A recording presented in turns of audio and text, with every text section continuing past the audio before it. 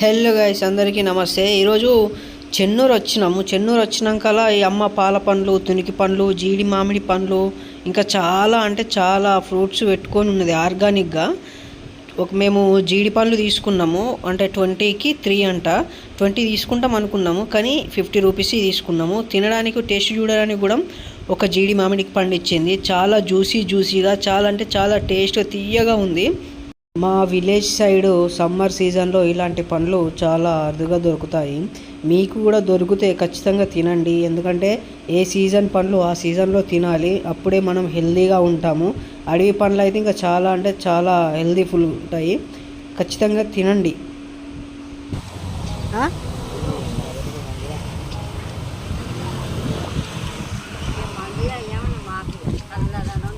కానీ ఇది మెత్తగా ఉండదు, అందుకోసం తినబోతుంది.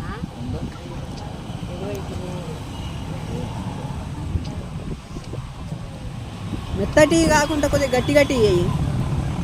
బాగా మెత్తటి అది, ఇది బాగా మెత్త ఉన్నాయి. సరే వెయ్యి అమ్మ. సరే సరే చిన్నవి కర్బూజా కాయాలా? ఇవన్నీ మీ పొలంలోనే పండినాయా? కొనుడేనా? అయ్యో,